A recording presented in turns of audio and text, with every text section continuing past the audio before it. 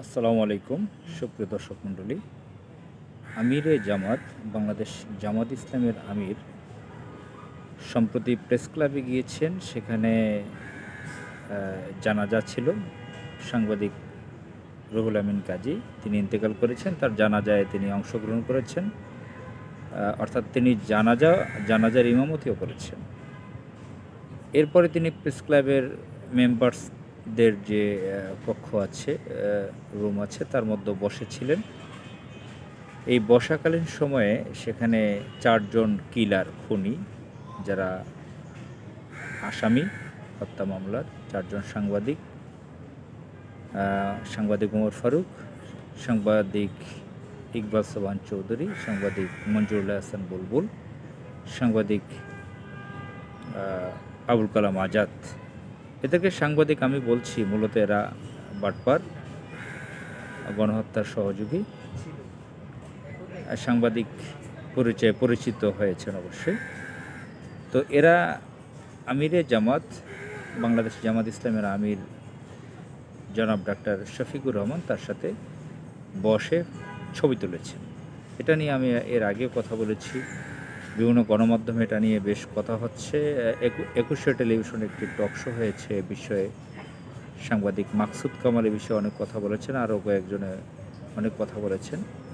বিভিন্ন জায়গা থেকে সমালোচনা আসছে যে বাংলাদেশ জামাত ইসলামী মতন একটি সচেতন রাজনৈতিক দল কিভাবে এই খুনিদের সাথে ছবি তুলতে পারলো। তাহলে জামাত ইসলামের আমিরের প্রোটোকলটা কতটা দুর্বল। তার তো কয়েক স্তরে প্রোটোকল থাকার কথা। একটা হচ্ছে নিরাপত্তা প্রোটোকল, একটা হচ্ছে রাজনৈতিক প্রোটোকল, আর একটা হচ্ছে সরকারি প্রোটোকল। এই 3টা প্রোটোকল তো আছেই। বাংলাদেশের সবচেয়ে জনপ্রিয় পপুলার জামাত ইসলামী এখন ছায়া সরকার হিসেবে আছে। এই দলের শীর্ষ নেতা আমিরে জামাত, তার সঙ্গে অবশ্যই সরকারি প্রোটোকলও আছে। তাহলে কিভাবে পসিবল হলো, কিভাবে সম্ভব হলো দাগি আসামি, যারা হত্যা মামলার আসামি, তারা কিভাবে তার সাথে বসলো এবং ছবি তুলতেও পারলো। আরেকটা অবাক করার বিষয়, আশ্চর্য বিষয় হলো, এ ধরনের হত্যা মামলার আসামি সেখানে গেল কীভাবে ছবি তোলার সাহস পেল, কিভাবে তারা প্রকাশ্য ঘুরে বেড়াতে সাহস পাচ্ছে। এই অন্তর্বর্তীকালীন সরকার কি করছে, তাদের সাথে কি কোনো আদাত হয়েছে, কোনো লিয়াজও আছে? কিভাবে তারা ঘুরে বেড়াতে পারছে প্রকাশ্য? তারা নামকরা কিলার, তারা আসামি। আর প্রোটোকল নিয়ে যেটা বলছে জামাত ইসলামের আমিরের যে প্রোটোকল ছিল, নিরাপত্তা প্রোটোকল, তাদেরকে কেন সেখানে বসতে দিয়ে ছবি তুলতে দিল? এটা নিয়ে ব্যাপক সমালোচনা নেটিজেনদের মধ্যে, বলে থাকে না, সামাজিক যোগাযোগ মাধ্যমের যে সমালোচনা,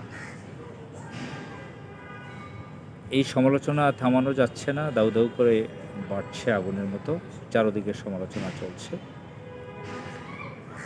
এটাকে কিভাবে থামাবে, কি অ্যান্সার করবে, কি রিপ্লাই দেবে জামাত ইসলাম? যতই বলা হোক হঠাৎ তৎক্ষণাৎ, আসলে কিভাবে এটা পসিবল করতে পারলো? তারা বসলো ঠান্ডা মাথায়, স্ন্যাক্স খেলো, ছবিও তুললো। এ ব্যাপারে একটু উদাহরণ দিতে যায়। 1992 সালে চট্টগ্রামের ডবল মুইং আমাদের বাসা ছিল, চট্টগ্রাম শহরের।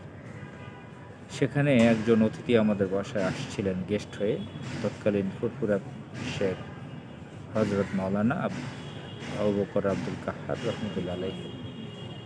তার সাথে মুরিদরা ছিল। আমার বাবার তখন ব্যক্তিগত ফটোগ্রাফার ছিল, তিনি একটা সংস্থার মহাসচিব ছিলেন, সেক্রেটারি জেনারেল ছিলেন। তো বাসায় নিরাপত্তার জন্য আনসার বাহিনী ছিল। আমাদের ব্যক্তিগত পারিবারিক যে ফটোগ্রাফার বাবার অফিসিয়ালি, তিনি ছিলেন। সেই ফটোগ্রাফার কিন্তু ছবি তুলতে চেয়েছিলেন। স্থানীয় সাংবাদিকও এসেছিল ছবি তোলার জন্য, কিন্তু ফুরফুরা পীর সাহেবের মুরিদরা, তার প্রোটোকল, তাদেরকে ছবি তুলতে দেয়নি, এটা জায়েজ নেই বলে।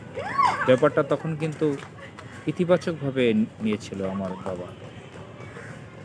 এখান থেকে সেই সাদা কালো যুগের কথা উদাহরণ দিলাম, যে সে সময় কিন্তু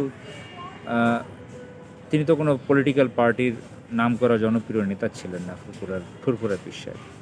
ওই সময় যদি এই প্রোটোকল রক্ষা হতে পারে, তাহলে আমিরে জামাত তিনি তো একজন ব্যক্তি, ডাক্তার শফিকুর রহমান নন, তিনি একটা ইনস্টিটিউট, তিনি একটা চেয়ার। তার তো অনেক ওজন থাকা দরকার, তার প্রোটোকলটা অনেক হাই থাকা দরকার, সাধারণ কোনো বিষয় নয়। এভাবে কিলাররা কেন ছবি তুললো, কেন স্ন্যাক্স খেতে পারলো সেখানে বসে, আর কেনই বা এভাবে সমালোচনা চারদিকে ছড়িয়ে পড়ল? আমরা এটার জবাব চাই, এবং এই আসামিদেরকে এখনও কেন গ্রেফতার করা হচ্ছে না এটা আমরা জানতে চাই। আসসালামু আলাইকুম।